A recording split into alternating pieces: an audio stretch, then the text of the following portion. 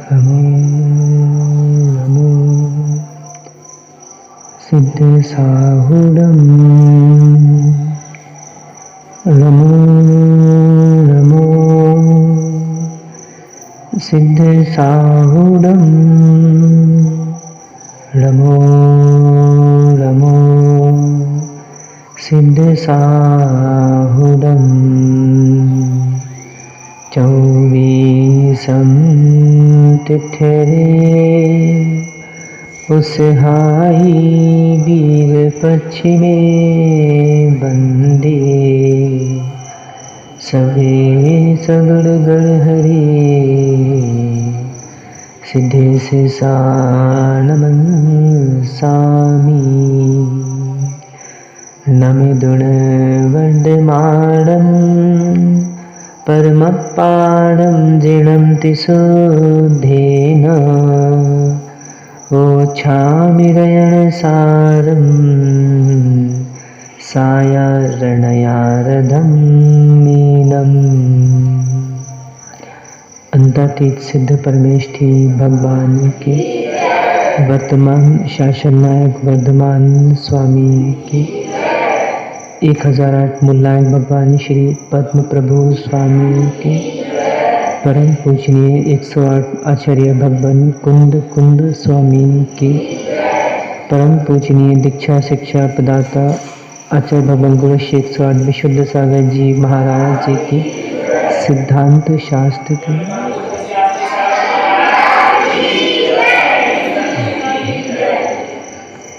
बंधु हम सभी श्री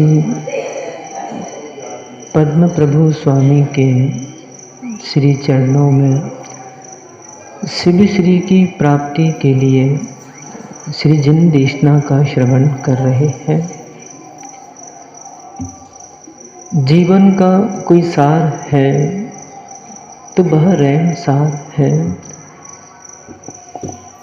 इसकी प्राप्ति जिसने की है,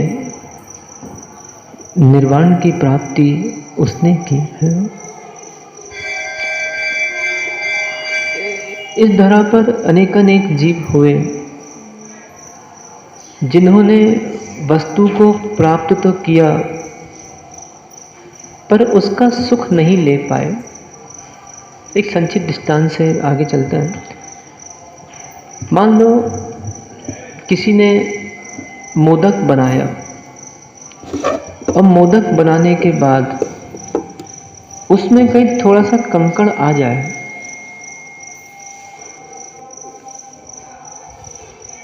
पुनः सुनिए। एक व्यक्ति ने मोदक बनाया, बहुत मेहनत की और मोदक बनाने के बाद उसमें कहीं थोड़ा सा कंकड़ आ गया, क्या होगा?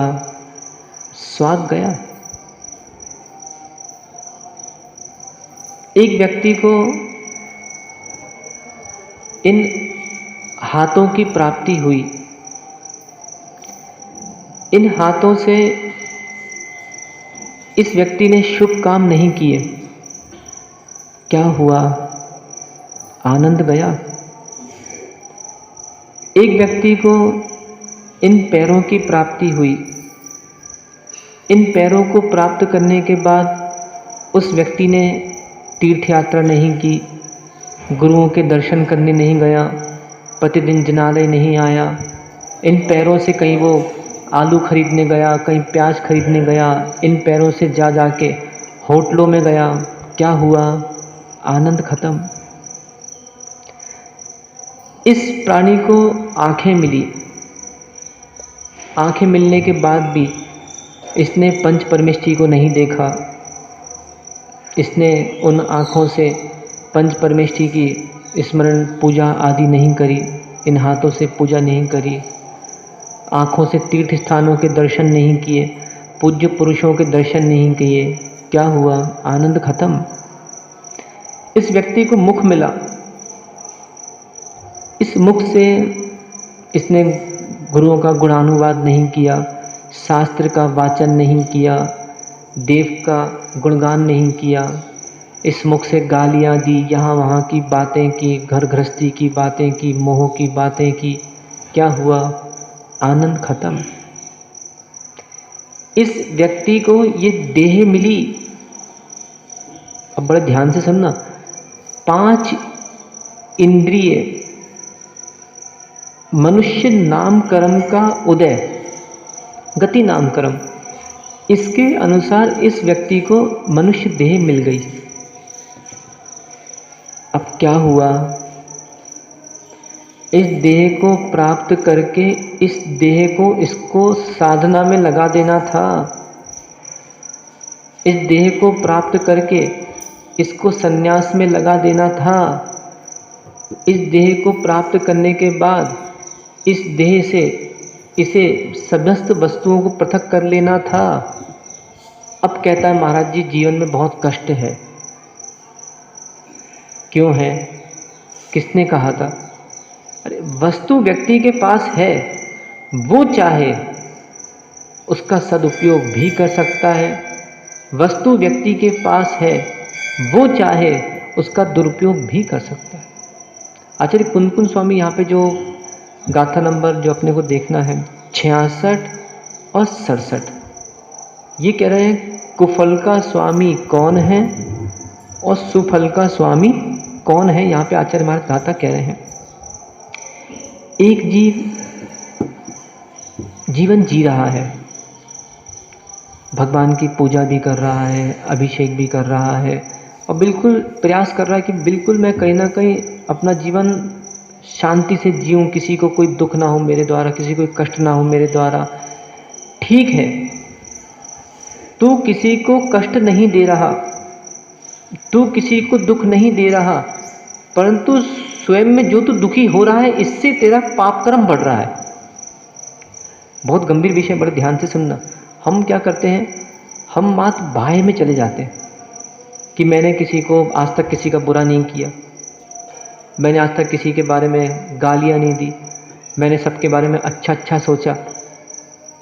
पर तूने तेरे बारे में कितना सोचा? विचारने विषय तो ये है ना। कषाय कितनी हैं? 25। और यहाँ पे एक विषय ये भी है कि स्वयं के बारे में कितना सोचा, किया नहीं, दूसरे के बारे में कितना सोचा। पता चला एक व्यक्ति एक कमरे में आराम से बैठा हुआ है। अब बैठने के बाद, कमरे में बैठने के बाद वो पता चला उसके रिश्तेदारों की याद आ गई, या कहीं किसी ने बुरा किया हो, कहीं उसकी याद आ गई। अब स्वयं में इसने क्या किया, वो सोच सोच के कर्म बंद कर लिया। क्योंकि क्रिया 3 प्रकार की, मन की क्रिया, वचन की क्रिया और काय की क्रिया। कोई ये मत सोचना ना कि हम घर में बैठे तो कुछ करते नहीं है। बहुत लोग कैसे धारणा है कि आज तो हमने कुछ करा ही नहीं है, हमारे जीवन में काय दुख आ गया। मन से तो किया है। पर्यूषण पर्व चल रहे हैं, अरे आज तो हमने कुछ खाया ही नहीं, पूर्व में खाए हुए आलू के पराठों की याद तो की थी। अभी 4 दिन पहले घर में पोहा और प्याज बनी थी, वो तो खाई थी। अब कैसे नहीं किया तूने? कितना झूठ बोलता है। अभी भी यदि मैं पूछूं किसी से, क्यों भैया, पप्पू डॉक्टर क्या कर रहे हो? कुछ नहीं महाराज जी, बैठे हैं।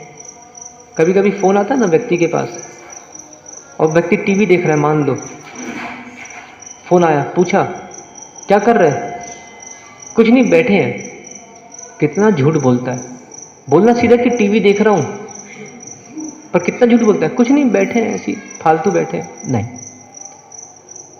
व्यक्ति मन से भी करता है, वचन से भी करता है, काय से भी करता है, और करते करते करते करते इतना ये अपने आप में कर्म बंद कर लेता है, इसको पता ही नहीं होता।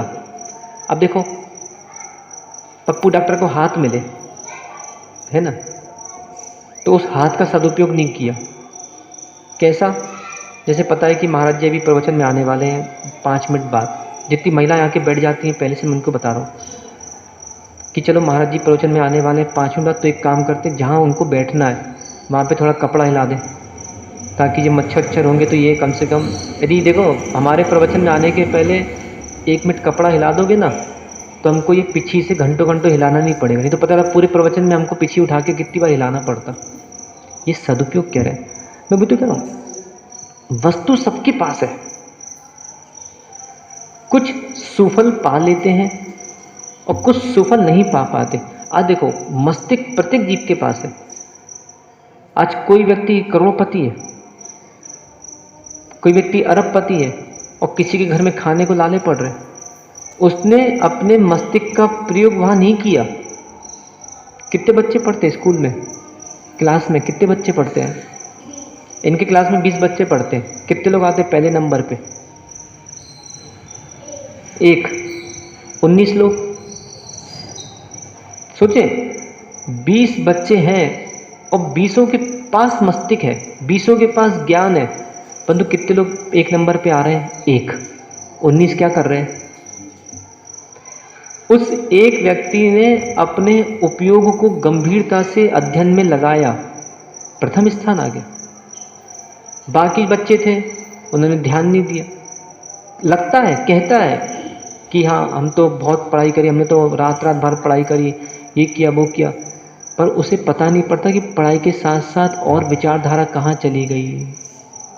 क्या थोड़ा और आगे आओ बिमल, और आगे आओ, कुएं के पास आओ, और आगे आओ, और आगे आओ, आओ ना, और आगे आओ, खुल के बैठो आराम से, ताकि स्वयं को भी तकलीफ ना हो, दूसरों को भी ना हो। तो आचार्य कुनकुन स्वामी यहाँ पे समझाना चाह रहे हैं कि एक जीव वस्तुओं को प्राप्त कर लेता है, वस्तु को प्राप्त करने के बाद, अभी इसकी गाथा मैं आप बोलता हूँ, विषयासक्तो, विषय में आसक्त होकर कुफल पा लेता है। जैसे जैन आगम में यदि देखा जाए तो पात्र 3 प्रकार के कहे गए हैं, सुपात्र, कुपात्र और तीसरे जो हैं वो कहलाते हैं अपात्र। व्रत सहित सम्यक दृष्टि सुपात्र, व्रत रहित सम्यक दृष्टि कुपात्र, व्रत रहित मिथ्या दृष्टि, व्रत सहित मिथ्या दृष्टि कुपात्र, व्रत रहित मिथ्या दृष्टि अपात्र। पुनः सुनिए, जिसके पास व्रत भी है और सम्यक्त भी है वो कहलाता है सुपात्र। जिसके पास व्रत तो है बस उसकी श्रद्धा नहीं है, सम्यक्त नहीं है, वो कहलाता है कुपात्र। और जिसके पास ना तो व्रत है ना सम्यक्त है वो कहलाता है अपात्र। इसमें भी यदि हम सुपात्र के 3 भेद करते हैं, उत्तम पात्र जिनको हम कहते हैं मुनिराज उत्तम पात्र कहलाते हैं, कहीं कहीं आर्यिकाओं को भी उसमें ग्रहण किया गया है। मध्यम पात्र अर्थात 1 प्रतिमा से लेकर 11 प्रतिमाधारी नैष्ठिक श्रावक, ये सब मध्यम पात्र कहलाते हैं। कहीं कहीं आर्यिकाओं को भी मध्यम पात्र में ग्रहण किया गया है वस्तु के हिसाब से, अपनी अपनी व्याख्या। जघन्य पात्र अर्थात जिसके पास सम्यक तो है, सच्चा देवशास गुरु का जो भक्त है वो जघन्य पात्र कहलाता है। जैन आगम में रैनसार जी आदि ग्रंथों में, इसी ग्रंथ में यहाँ पे लिखा है कि सुपात्र को दान दो।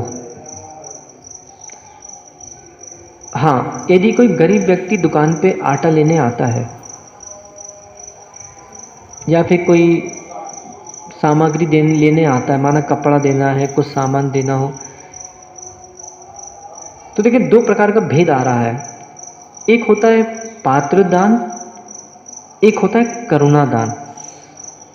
तो हाँ, हम करुणा दृष्टि से दे सकते हैं कि चलो भाई भूखा है, इसको बेचारे को 2 रोटी खिला दो, कोई दिक्कत नहीं, देना ही चाहिए, देना ही चाहिए। प्यासा है, चलो अपने घर का पानी पिला दो।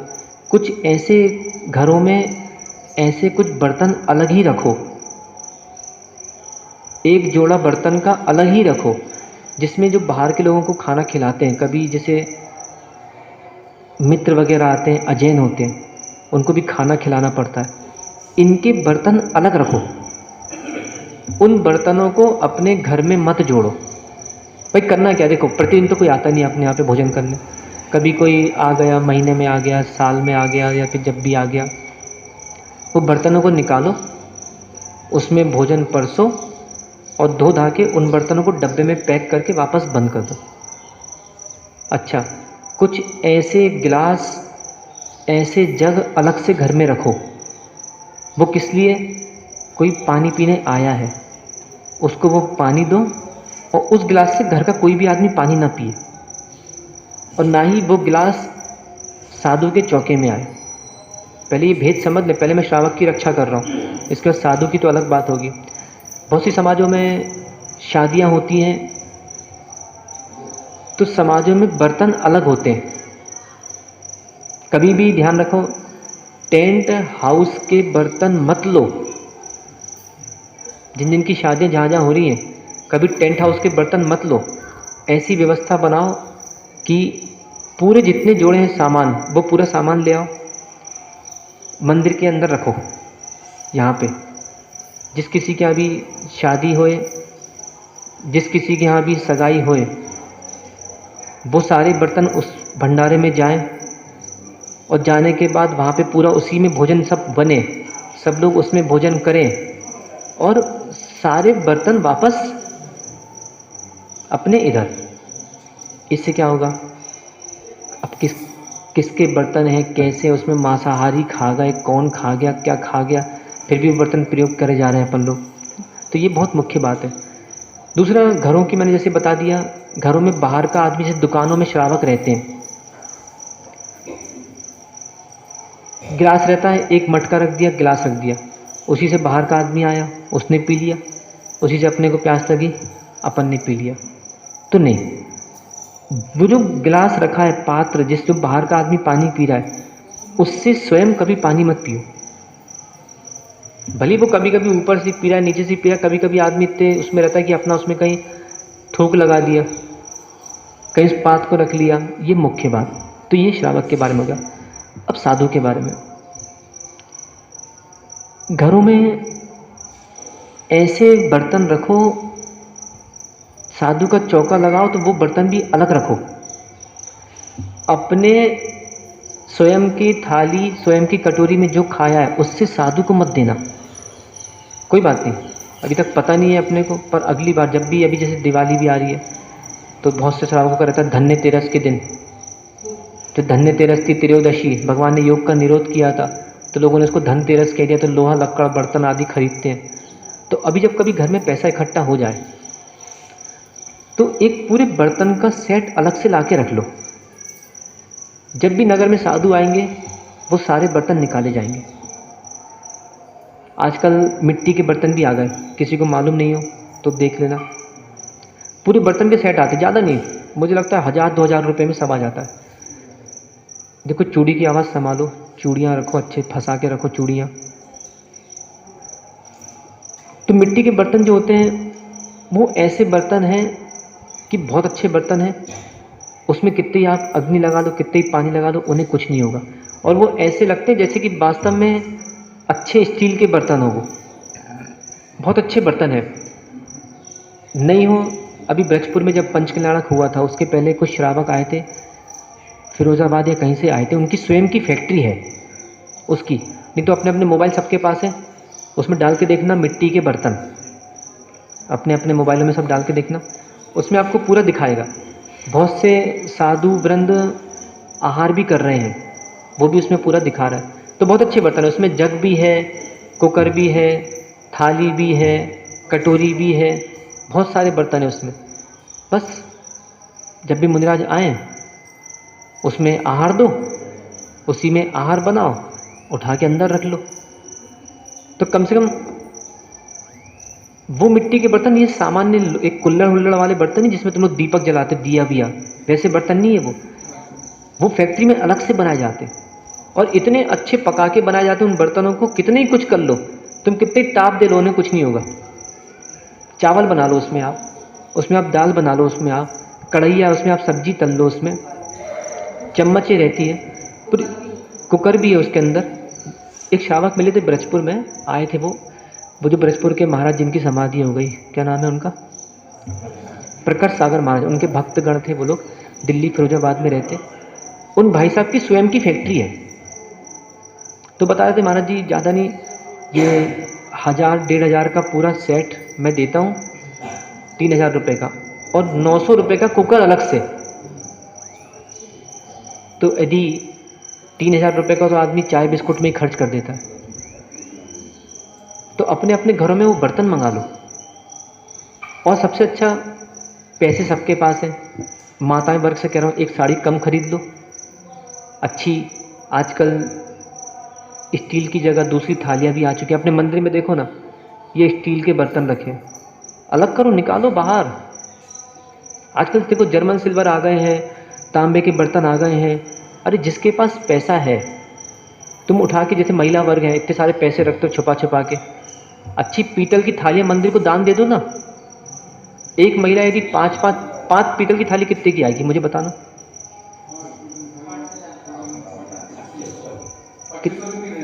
3000 की आई। यदि महिला मंडल महवा का 10 महिला भी जिम्मेदारी ले लेती है कि हमारी तरफ से 5 पीतल की थालियाँ मंदिर को देंगे, कितनी हो गई? 2500 रुपये, 10 महिला देंगे तो कितनी थाली हो गई? 50। बस 50 थाली दो, स्टील की सब बाहर करो, दान करो लोगों को। एक कलश भी आता है, छोटा कलश, जैसे तुम ये देखो, ये शांति धारा करते हो तो ठीक है, अपने पास कुछ चांदी के कलश भी रखें, पर सामान्य रूप से अपने छोटे छोटे स्टील के कलश है। अरे यदि एक पुरुष वर्ग भी 2-2, 3-3 कलश अपनी तरफ से दे दे तो सारे मंदिर से स्टील के सारे बर्तन बाहर हो जाएंगे। करो प्रयास भाई, बहुत अच्छी बात। कम से कम देखिए आज के सारे में सब अच्छे अच्छे सामान आने लग गए, बिल्कुल लोहा कहीं भी नहीं है। अभी देखो अपने पास वो आए थे कुछ दिन पहले अष्टापद वाले, उन्होंने लोहा लिया क्या किसी से? क्यों नहीं लिया? क्योंकि निकृष्ट धातु है, और उस निकृष्ट धातु से अपन ये काम करते हैं। अब जैसे बाल्टी है, काय की है ये? अलग करो, ले आओ। जब अपन अपने घर में जो भी सामान होता है या जो भी अपने को अपने घर का इंटीरियर या जो भी अच्छा करना रहता है, तो अपन क्या करते हैं, पूरा पैसा अच्छा लगा के सब चीज़ें अच्छी लाते हैं। तो जिनके निमित्त से अपना घर चल रहा है उनके लिए सड़ी वस्तु है, विचारणीय विषय। अच्छी वस्तु है। ये तुमने कितने की धोती पहने भैया? ये धोती कितने की है?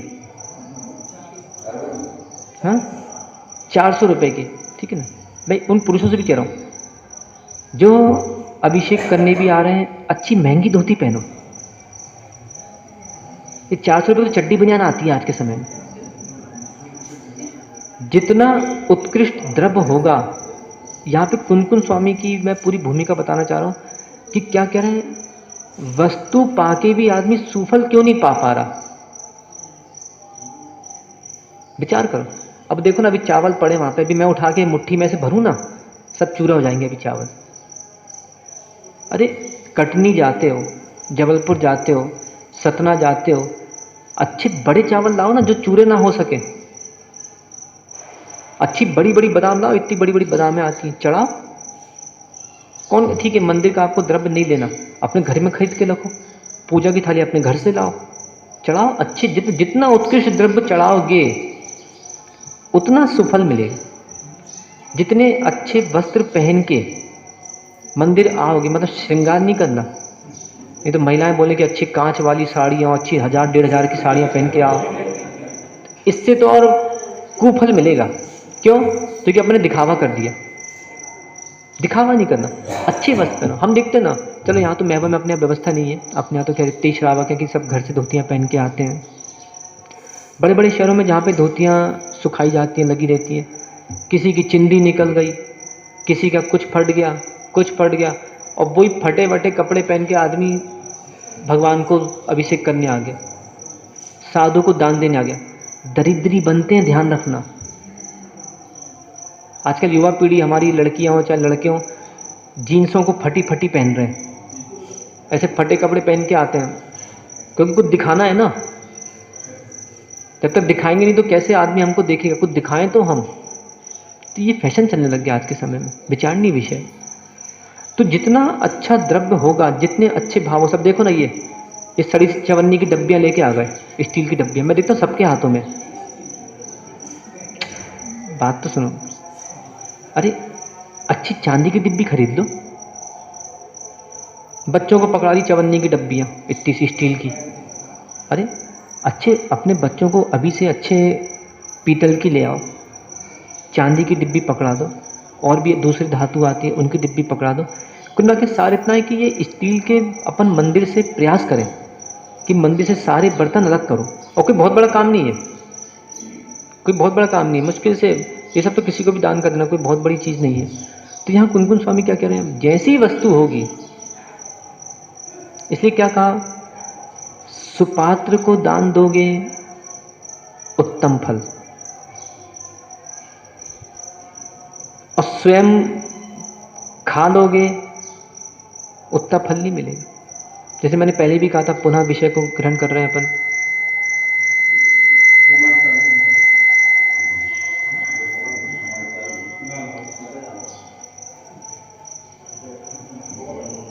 जैसे मान लो किसी ने चौका लगाया, चौका लगाया, पात्र कितने प्रकार के पुनः दोहरा ले? बताओ, अभी से भूल गए तो कैसे अपना चिंतन बढ़ाओगे? सुपात्र, कुपात्र और अपात्र। सुपात्र के पुनः मैंने 3 भेद किए, उत्तम पात्र, मध्यम पात्र, जघन पात्र। उत्तम पात्र कौन है? मुनिराज, कहीं कहीं आर्य का भी लिया है। मध्यम पात्र में लेना है हमको व्रती, श्रावक, श्राविकाएं, क्षुल्लक, एलक, कहीं कहीं आर्य का भी लिया गया है। और जघन्य पात्रों में सच्चे देवशास्त्र गुरु का भक्त, यानी हमारा पड़ोसी। अब किसी ने चौका लगाया, उसका चौका खाली गया ऐसा वो कहता है, क्या भी आज चौका खाली है, आज आहार नहीं हुए, हाँ खाली गो। मतलब इसकी इतनी दृष्टिहीन हो गई कि इसको इसका पड़ोसी पात्र नहीं दिख रहा। श्रावक का चौका कभी खाली जा ही नहीं सकता, यदि वो मानी नहीं है तो। मानी चौका खाली किसका जाता है? मानियों का, जो मानी होते। अरे कोई नहीं है, अपने पड़ोसी के पास जाओ या फिर मंदिर आओ, जैसे माना कभी प्रधान करो, और कोई उस दिन साधु भी नहीं आए, आरिकाई भी नहीं आई, कोई भी नहीं आया, क्षुल्लक जी, एलक जी भी नहीं आए, बड़ा संघ प्रधान कर रहे हैं, 10-10, 20-20, 25-25 चौके लगे हैं, तो पहले क्या करो, सीधा प्रधान हो जाए, तुरंत मंदिर आओ।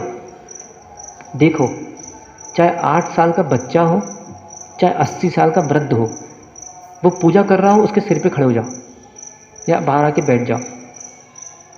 आपको हमारे इतना आमंत्रण है, आपको चलना है, हमारा चौका लगाए, और आपको आज, आप हमारे लिए कौन है? आप हमारे लिए पात्र हैं। कौन से पात्र? जघन्य पात्र। बस रोने की बात ही नहीं है। नहीं तो बहुत से लोग ऐसे रहते हैं, अरे महाराज नहीं आए, अब आज से हमारा नियम, आज से आजीवन चौका लगाने का त्याग। अरे ये कौन है? इसलिए मानी दानी नहीं बनना। कौन से दानी? मानी दानी नहीं बनना।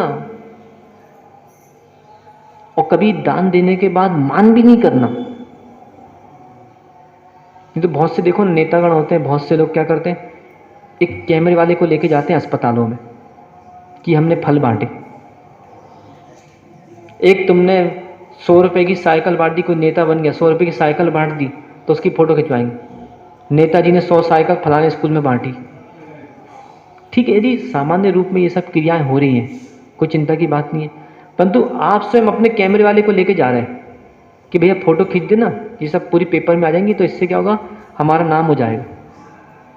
नहीं, हाँ, यदि आपका उद्देश्य ये है कि हम दान दे रहे हैं, हमको देख के दूसरे भी दान देंगे।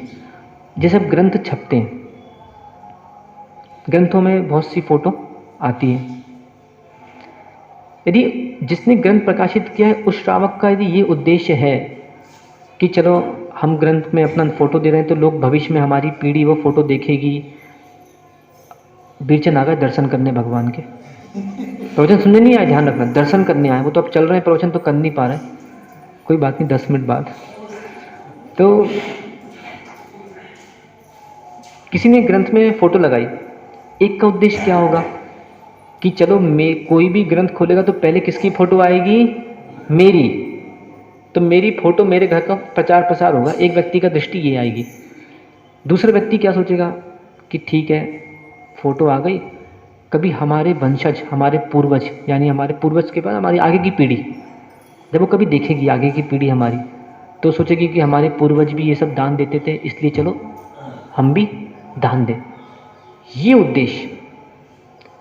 तो यहाँ पे क्या करना है? कौन से दानी नहीं बनना? कौन से दानी नहीं बनना? मानी दानी नहीं बनना। कौन से दानी बनना है? ज्ञानी दानी बनना। इसलिए बनो ज्ञानी दानी, ना कि मानी दानी। अब बोलो अच्छे से,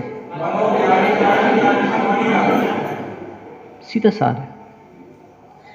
इसलिए मैं क्या बोल रहा हूं, अपनी नीच वृत्ति रखो। नीच वृत्ति मतलब नीच पना नहीं, मैं नीच वृत्ति की बात कर। नीच पना अलग होता है और नीच वृत्ति अलग होती है। नीच पना किसको बोलते हैं? कि दूसरे को धर्मात्मा नहीं देखना, इसका नाम है नीच पना। नीच वृत्ति किसको बोलते हैं? नम्र वृत्ति, कि ये भी धर्मात्मा है। अब जैसे सामने लड़का बैठा है, पैर नीचे करो, हाँ, जैसे सामने बच्चा बैठा है, ये जघन्य पात्र है कि नहीं? ये जघन्य पात्र है कि नहीं? देवशास गुरु का भक्त है कि नहीं? सम्यक दृष्टि है कि नहीं? अब इसके भावों की ये जाने। पर हमको तो दिख रहा है कि साधु के सामने बैठा है, पूजा अभिषेक तो करने नहीं आता, पर ठीक है कभी कभी आहार देने आता है, तो ये क्या है? चलो जघन्य पात्र कहलाए। तो चलो इसी के हाथ जोड़ लो।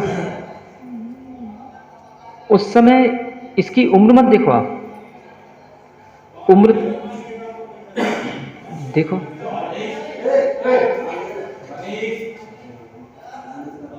उम्र देखोगे तो इसके सामने हाथ जोड़ने का भाव नहीं करेगा कि है हम तो 50 साल के और ये 10 साल का। एक दृष्टि क्या रहेगी कि क्या ओहो भाग्य, पात्र मिल गया भैया, हमारे यहाँ आपको चलना है। हर किसी के बस की बात नहीं है। झुकाव चाहिए, झुकाव। ये जो तना, जीवन में जो तना आ रहा है ना, तनापना आ रहा है ना, इसको थोड़ा ठंडा करो, थोड़ा अपने ऊपर पानी डालो, अपने आप झुकाव आएगा। एक छोटा दृष्टांत मैं दे देता, जिसे पहले भी दे चुका हूँ, फिर बता देता हूँ। एक गुरुजी ने, बहुत सारे शिष्य थे, गुरुजी ने परीक्षा कर रहे थे शिष्यों की मानसिकता की, कि इस शिष्य की मानसिकता कैसी है। गुरुजी ने बहुत से लड्डू की टोकनी मार रखी थी, एक बच्चे को दिया, एक शिष्य को बुलाया था, एक टोकनी ले जाओ, जो तुम्हें अच्छा दिखे उसे खिला के ले आना।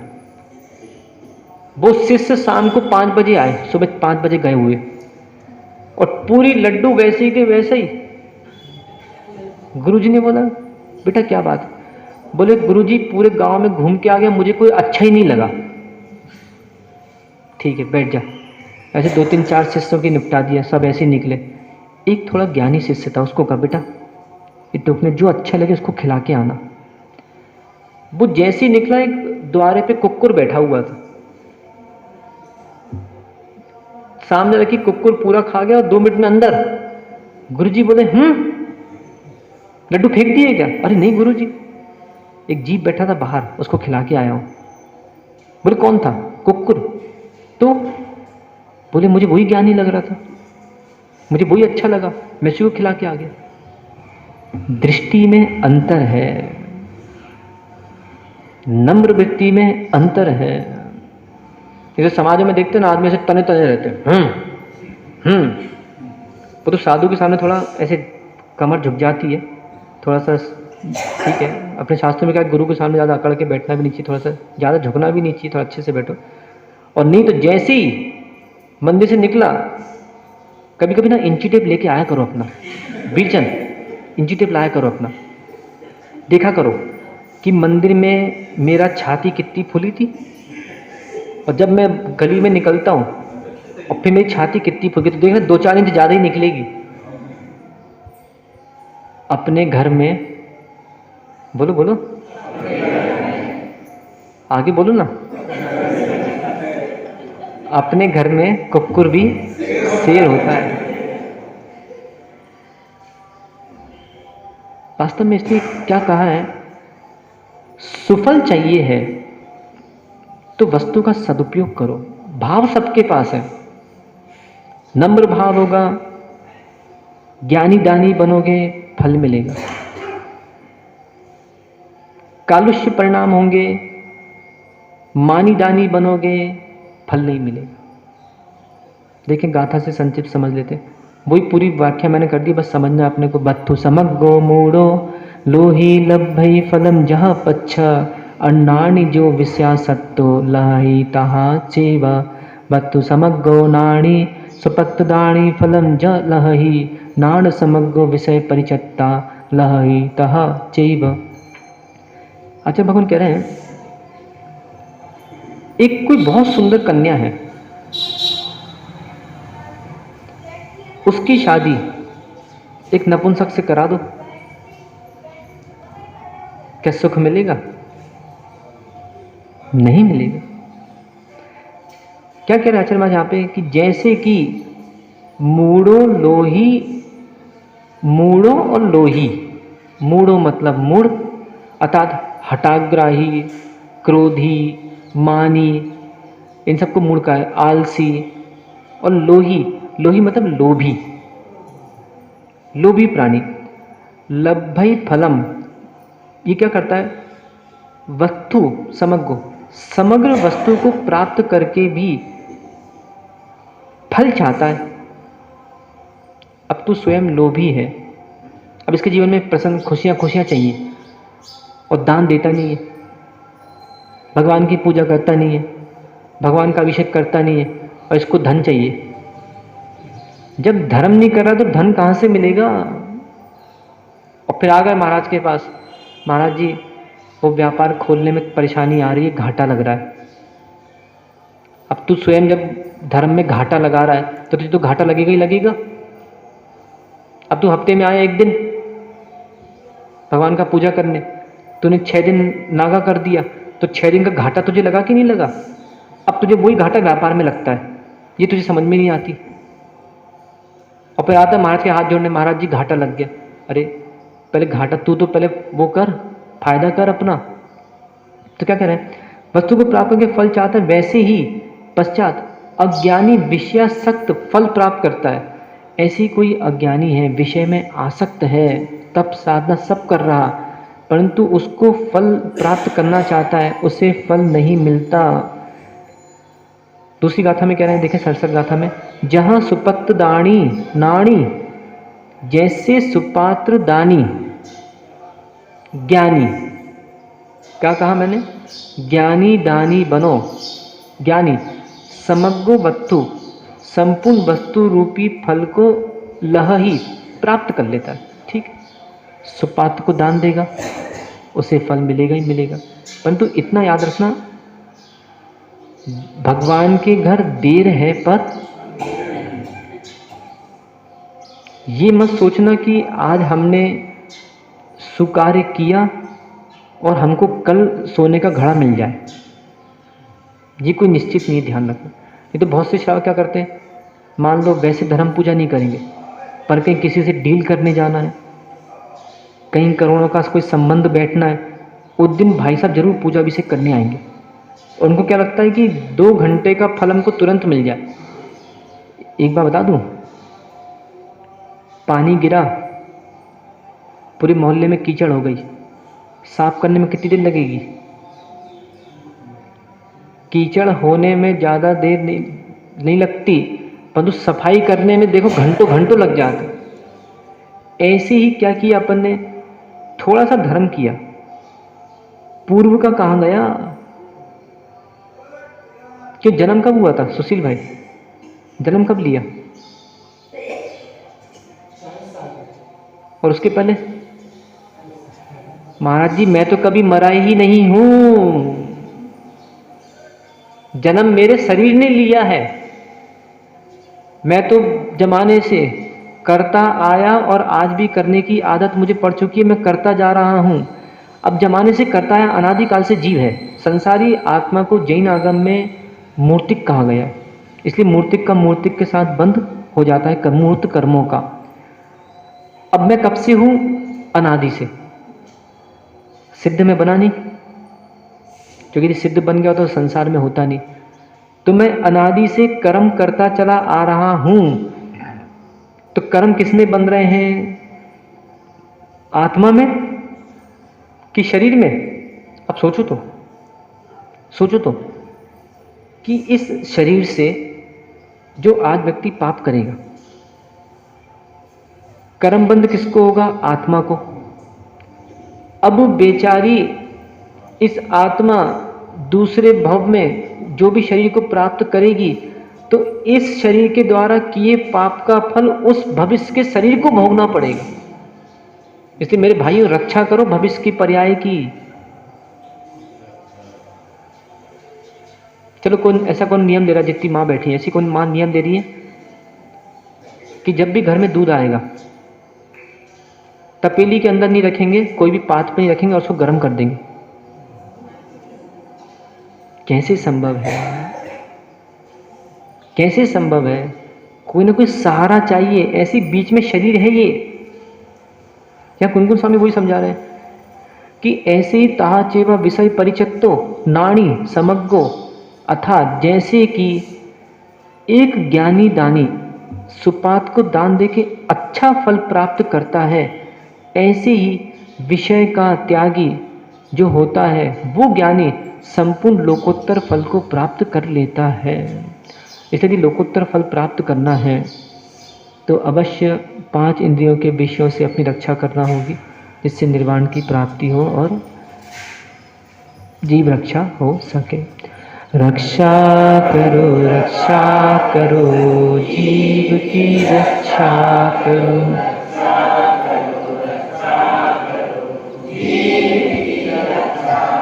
रक्षा करो जीव की रक्षा करो। यदि नहीं की रक्षा जीव की तो चलती रहेगी दुकान। कर्म अजीब की भगवान आदिनाथ स्वामी। हेलो।